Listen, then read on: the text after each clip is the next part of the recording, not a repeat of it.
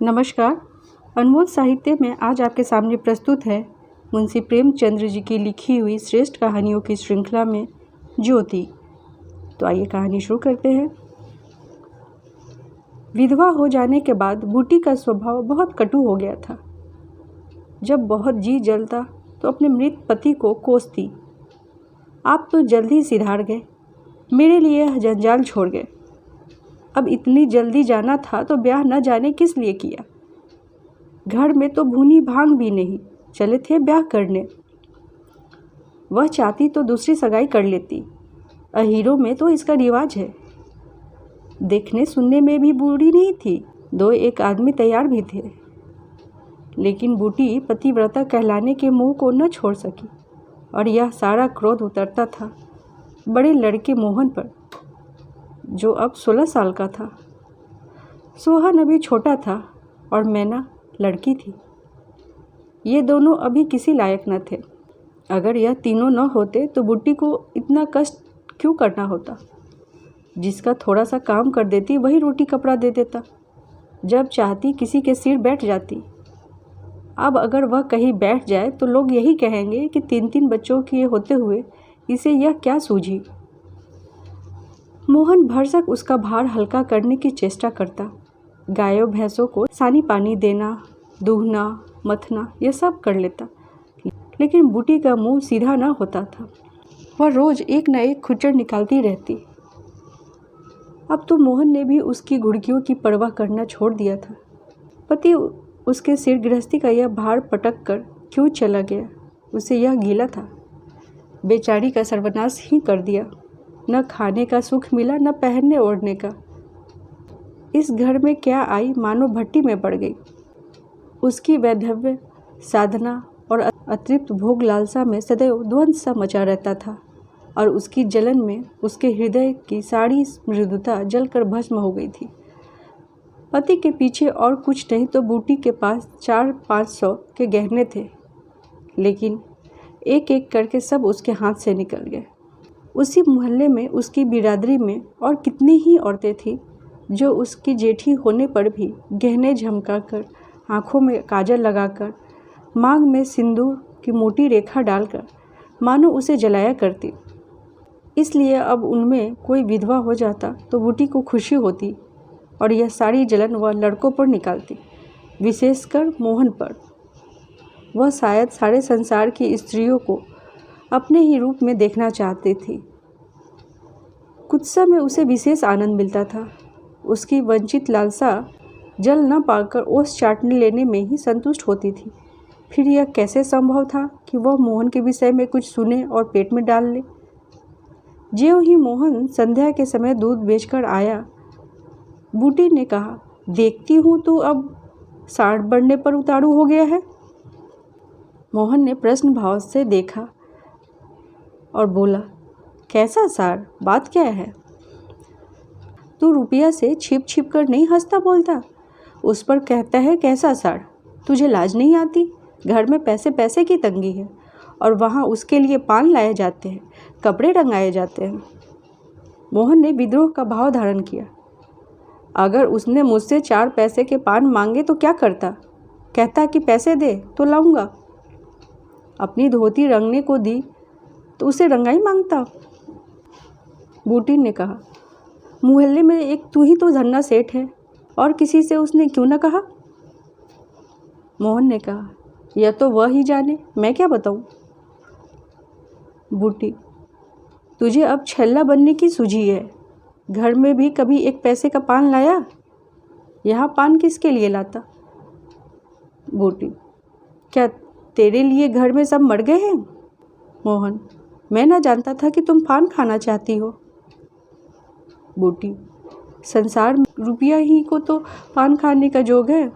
मोहन ने कहा, तो शौक सिंगार की भी तो उम्र होती है। बूटी जल उठी। उसे बुढ़िया कह देना उसकी सारी साधना पर पानी फेर देना था। बुढ़ापे में उन साधनों का महत्व ही क्या। जिस त्याग कल्पना के बल पर वह स्त्रियों के सामने सिर उठाकर चलती थी, उस पर इतना कुठाराघात। इन्हीं लड़कों के पीछे उसने अपनी जवानी धूल में मिला दी। उसके आदमी को मरे आज 5 साल हो गए। तब उसकी चढ़ती जवानी थी। 3 बच्चे भगवान ने उसके गले मढ़ दिए, नहीं तो अभी वह है ही क्या दिन की।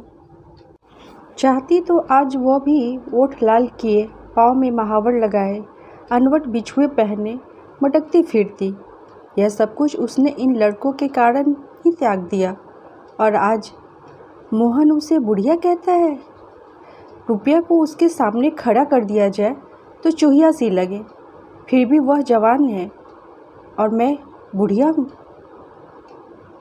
दुखी होकर बुट्टी ने कहा, हाँ और क्या, मेरे लिए तो सब फटे चिथड़े कपड़े पहनने के दिन हैं। जब तेरा बाप मरा तो मैं रुपया से 2-4 साल ही बड़ी थी। उस वक्त कोई घर कर लेती तो तुम लोगों का कहीं पता न लगता, गली गली भीख मांगते फिरते। लेकिन मैं कह देती हूँ, अगर तू फिर उससे बोला तो या तो तू ही घर में रहेगा या मैं ही रहूँगी। मोहन ने डरते डरते कहा, मैं उसे बात दे चुका हूँ अम्मा। कैसी बात? बूटी ने पूछा। मोहन, सगाई की। बूटी, अगर रुपया मेरे घर में आई तो झाड़ू मार कर निकाल दूंगी। यह सब उसकी माँ की माया है। वह कुटनी मेरे लड़के को मुझसे छीनने लेती है। उससे इतना भी नहीं देखा जाता। चाहती है कि उसे सौत बनाकर मेरी छाती पर बिठा दे। मोहन ने व्यथित कंठ में कहा, अम्मा ईश्वर के लिए चुप रहो, क्यों अपना पानी आप खो रही हो। मैंने तो समझा था 4 दिन में मैना अपने घर चली जाएगी, तुम अकेली पड़ जाओगी, इसलिए उसे लाने की बात सोच रहा था। अगर तुम्हें बुरा लगता है तो जाने दो। बूटी, तू आज से यही आंगन में सोया कर। मोहन, और गाय भैंसे बाहर पड़ी रहेंगी। बूटी ने कहा, पड़ी रहने दे, कोई डाका नहीं पड़ जाता। मोहन, मुझ पर तुझे इतना संदेह है? हाँ, बूटी ने कहा, तो मैं यहाँ न सोऊंगा। तो निकल जा मेरे घर से, बूटी ने कहा। मोहन, हाँ, तेरी यही इच्छा है तो निकल जाऊंगा। मैना ने भोजन पकाया। मोहन ने कहा, मुझे भूख नहीं है। बूटी उसे मनाने न आई। मोहन का युवक हृदय माता के इस कठोर शासन को किसी तरह स्वीकार नहीं कर सकता। उसका घर है, ले ले, अपने लिए वह कोई दूसरा ठिकाना ढूंढ लेगा। रुपया ने उसके रूखे जीवन में एक स्निग्धता भर दी थी। जब वह एक अव्यक्त कामना से चंचल हो रहा था, जीवन कुछ सूना सूना लगता था, तो रुपया ने नव वसंत की भांति आकर उससे पलवित कर दिया। मोहन को जीवन में एक मीठा स्वाद मिलने लगा। कोई काम करना होता पर ध्यान रुपया की ओर लगा रहता। सोचता उसे क्या दे कि वह प्रसन्न हो जाए। अब वह कौन मुंह लेकर उसके पास जाए, क्या कहे उससे कि अम्मा ने मुझे तुझसे मिलने से मना किया है। अभी कल ही तो बरगद के नीचे दोनों में कैसी कैसी बातें हुई थी। मोहन ने कहा था, रूपा तुम इतनी सुंदर हो, तुम्हारे 100 ग्राहक निकल आएंगे। मेरे घर में तुम्हारे लिए क्या रखा है। इस पर रुपया ने जो जवाब दिया था वह तो संगीत की तरह अभी उसके प्राणों में बसा हुआ था। मैं तो तुमको चाहती हूँ मोहन, अकेले तुमको। परगने के चौधरी हो जाओ तब भी मोहन हो, मजदूरी करो तब भी मोहन हो। उसी रुपया से आज वह जाकर कहे कि मुझे अब तुमसे कोई सरोकार नहीं है। नहीं, यह नहीं हो सकता। उसे घर की परवाह नहीं है। वह रुपनिया के साथ माँ से अलग रहेगा। इस जगह न सही, किसी दूसरे मोहल्ले में सही। इस वक्त भी रुपया उसकी राह देख रही होगी। कैसे अच्छे बीड़े लगाती है। कहीं अम्मा सुन पाए कि वह रात को रुपया के द्वार पर गया था तो प्राण ही दे दे प्राण। अपने भाग तो नहीं बखानती कि ऐसी देवी बहू मिली जाती है। न जाने क्यों रुपया से इतना चिढ़ती है। वह जरा पान खा लेती है, जरा साड़ी रंग कर पहनती है, बस यही तो। चूड़ियों की झनकार सुनाई दी। रुपया आ रही है। हाँ, वही है। रुपया उसके सिरहाने आकर बोली, सो गए क्या मोहन? घड़ी भर से तुम्हारी राह देख रही हूँ, आए क्यों नहीं? मोहन नींद किए पड़ा रहा। रुपया ने उसके सिर हिलाकर फिर कहा, क्या सो गए मोहन? उन कोमल उंगलियों के स्पर्श में क्या सिद्धि थी, कौन जाने। मोहन की सारी आत्मा उन्मत्त हो उठी। उसके प्राण मानो बाहर निकलकर रुपया के चरणों में समर्पित हो जाने के लिए उछल पड़े। देवी वरदान देने के लिए सामने खड़ी है।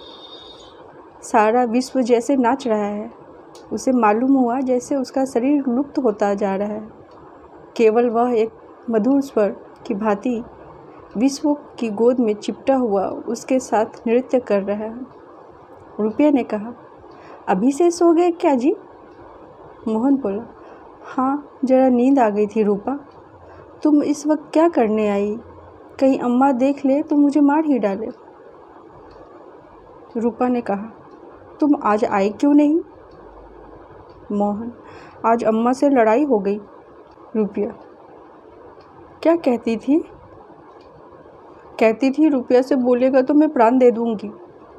रूपा, तुमने पूछा नहीं रुपया से क्यों चिढ़ती हो? अब उनकी बात क्या कहूँ रूपा, वह किसी का खाना पहना नहीं देख सकती। अब मुझे तुमसे दूर रहना पड़ेगा। रूपा, मेरा तो जी न मानेगा।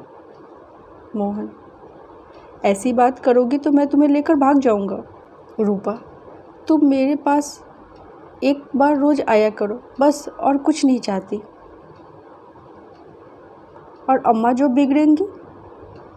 रूपा, तो मैं समझ गई तुम मुझे प्यार नहीं करते। मोहन, मेरा बस होता तो तुमको अपने प्राण में रख लेता। इसी समय घर के किवाड़ खटके। रुपया भाग गई।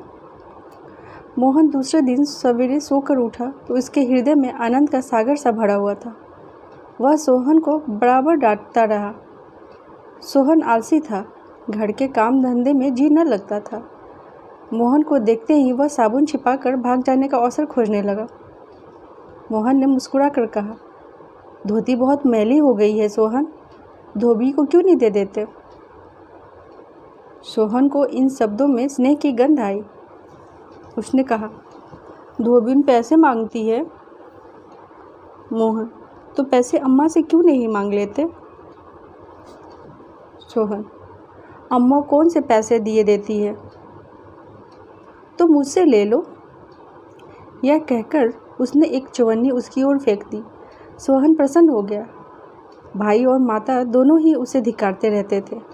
बहुत दिनों बाद जब उसे स्नेह की मधुरता का स्वाद मिला, इकन्नी उठा ली और धोती को वहीं छोड़कर गाय खोलकर ले चला। मोहन ने कहा, रहने दो, मैं इसे लिए जाता हूँ।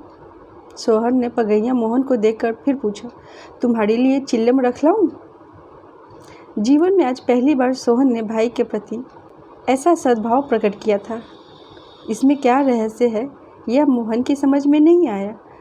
बोला, आग हो तो रख लाओ। मैना सिर के बाल खोले आंगन में बैठी घरौंदा बना रही थी। मोहन को देखते ही उसने घरौंदा बिगाड़ दिया और आंचल से बाल छिपाकर रसोई में बर्तन उठाने चली। मोहन ने पूछा, क्या खेल रही थी मैना? मैना डरती हुई बोली, कुछ नहीं तो। तू तो बहुत अच्छे घरौंदे बनाती है, जरा बना देखूं। मैना का रुआसा चेहरा खिल उठा। प्रेम के शब्द में कितना जादू है। मुंह से निकलते ही जैसे सुगंध फैल गई। जिसने सुना उसका हृदय खिल उठा। जहाँ भय था वहाँ विश्वास चमक उठा। जहाँ कटुता थी वहाँ अपनापन छलक पड़ा। चारों ओर चेतनता दौड़ गई। कहीं आलस्य नहीं, कहीं खिन्नता नहीं। मोहन का हृदय आज प्रेम से भरा हुआ है। उसमें सुगंध का विकर्षण हो रहा है। मैना घरौंदा बनाने बैठ गई। मोहन ने उसके उलझे हुए बालों को सुलझाते हुए कहा, तेरी गुड़िया का ब्याह कब होगा मैना? न्योता दे, कुछ मिठाई खाने को मिले।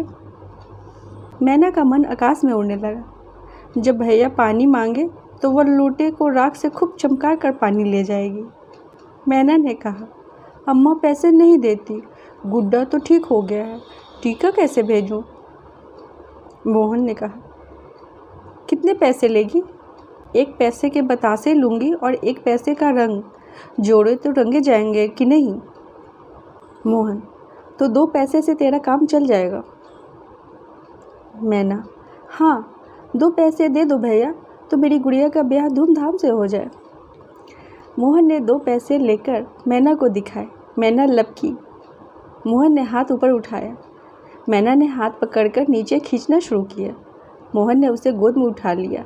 मैना ने पैसे ले लिए और नीचे उतरकर नाचने लगी। फिर अपनी सहेलियों को विवाह का न्योता देने के लिए भागी। उसी वक्त बूटी गोबर का झावा लिए आ पहुंची। मोहन को खड़े देखकर कठोर स्वर में बोली, अभी तक मटर गश्ती ही हो रही है, भैंस कब दूही जाएगी। आज बूटी को मोहन ने विद्रोह भरा जवाब न दिया। जैसे उसके मन में माधुर्य का कोई सोता सा खुल गया था।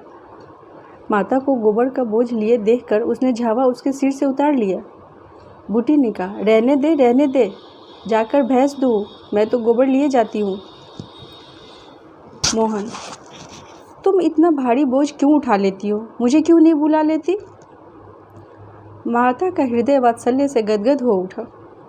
तू जा, अपना काम देख, मेरे पीछे क्यों पड़ता है।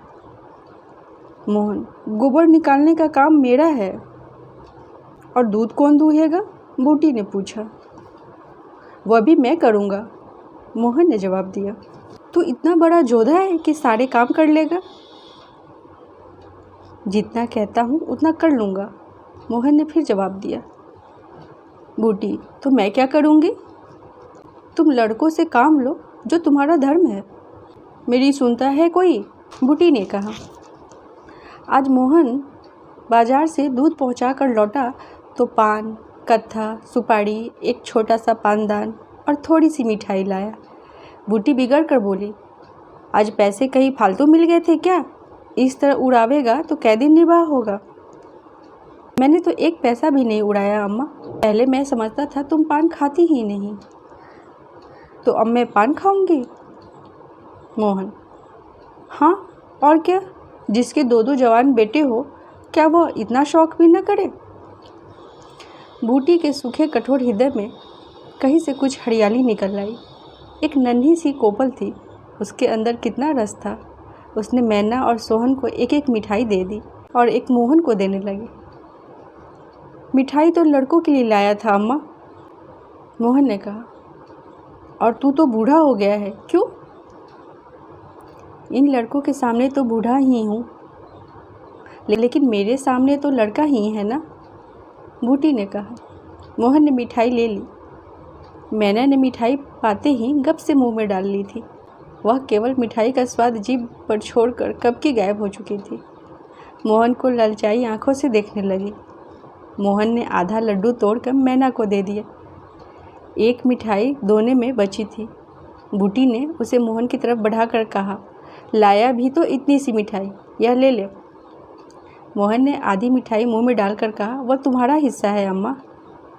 तुम्हें खाते देखकर मुझे जो आनंद मिलता है उसमें मिठास से ज़्यादा स्वाद है, बूटी ने कहा। उसने आधी मिठाई सोहन और आधी मोहन को दे दी, फिर पानदान खोलकर देखने लगी। आज जीवन में पहली बार उसे यह सौभाग्य प्राप्त हुआ। धन्य भाग की पति के राज में जिस विभूति के लिए तरसती रही, वह लड़के के राज में मिली। पानदान में कई कुलियाँ थीं और देखो 2 छोटी छोटी चिमचियाँ भी हैं। ऊपर कड़ा लगा हुआ है, जहाँ चाहे लटका कर ले जाओ। ऊपर की तस्तरी में पान रखे जाएंगे। ज्यों ही मोहन बाहर चला गया, उसने पानदान को मांझ धोकर उसमें चूना, कत्था भरा, सुपारी काटी, पान को भिगोकर तस्तरी में रखा। तब एक बीड़ा लगा कर खाया। उस बीड़े के रस ने जैसे उसके वैधव्य की कटुता को स्निग्धता से भर दिया। मन की प्रसन्नता व्यवहार में उदारता बन जाती है। अब वह घर में नहीं बैठ सकती। उसका मन इतना गहरा नहीं कि इतनी बड़ी विभूति उसमें जाकर गुम हो जाए।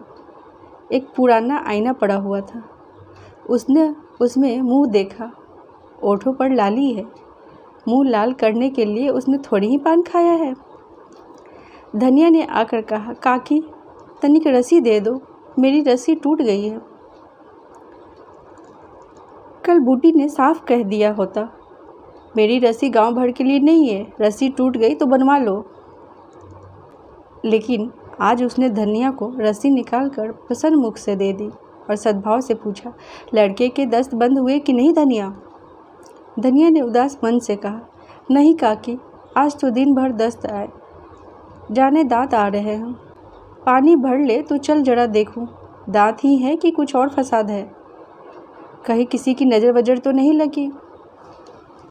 अब क्या जाने काकी, कौन जाने किसकी आंख फूटी हो।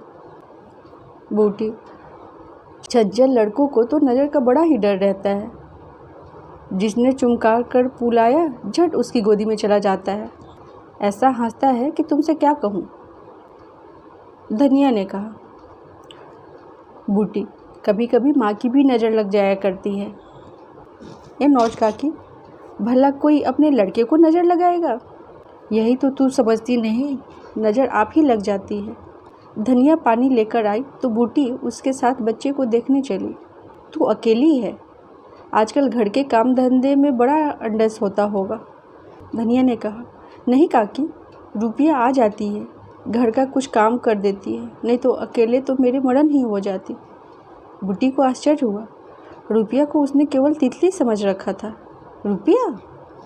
हाँ काकी, बेचारी बड़ी सीधी है, झाड़ू लगा देती है, चौका बर्तन कर देती है, लड़के को संभालती है। गाढ़े समय कौन किसी की बात पूछता है काकी? उसे तो अपने मिस्सी काजल से छुट्टी न मिलती होगी। यह तो अपनी अपनी रुचि है काकी। मुझे तो इसी मिस्सी काजल वाली लड़की ने जितना सहारा दिया उतना किसी भक्तन ने भी न दिया। बेचारी रात भर जागती रही। मैंने कुछ दे तो नहीं दिया, हाँ जब तक जीऊँगी उसका जस गाऊँगी। तो उसके गुण अभी नहीं जानती धनिया। पान के लिए पैसे कहाँ से आते हैं, किनारदार साड़ियाँ कहाँ से आती है। मैं इन सब बातों में नहीं पड़ती काकी। फिर शौक श्रृंगार करने का किसका जी नहीं चाहता, खाने पहनने की यही तो उम्र है। धनिया ने बच्चे को खटोले पर सुला दिया। बूटी ने बच्चे के सिर पर हाथ रखा, पेट में धीरे धीरे उंगलियां गड़ा कर देखा, नाभि पर हींग का लेप करने को कहा। रुपया बेनिया लाकर उसे झलने लगी। बूटी ने कहा, ला बेनिया मुझे दे दे, मैं डुला दूंगी तो क्या छोटी हो जाऊंगी? रूपा ने कहा, तू दिन भर यहाँ काम धंधा करती है, थक गई होगी। बूटी ने कहा, तुम इतनी भली मानस हो और यहाँ लोग कहते हैं कि वह बिना गाली के बात नहीं करती, मारे डर के तुम्हारे पास नहीं आई। रूपा ने कहा। बूटी मुस्कुराई, लोग झूठ तो नहीं कहते। मैं आंखों देखी मानूं कि कानों सुनी। दूसरी लड़की होती तो मेरी ओर मुंह फेर लेती, मुझे जलाती, मुझसे ऐंठती। इसे तो जैसे कुछ मालूम ही ना हो सकता है कि मोहन ने इससे कुछ न कहा हो। हाँ यही बात है। आज रूपा बूटी को बड़ी सुंदर लगी। ठीक तो है, अभी शौक श्रृंगार न करेगी तो कब करेगी।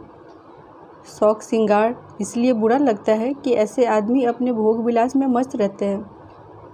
किसी के घर में आग लग जाए उनसे मतलब नहीं, उनका काम तो खाली दूसरों को रिझाना है। जैसे अपने रूप की दुकान सजाए, राह चलते को बुलाती हो, जरा इस दुकान की भी सैर करते जाइए। ऐसे उपकारी प्राणियों का श्रृंगार बुरा नहीं लगता, नहीं बल्कि और अच्छा लगता है।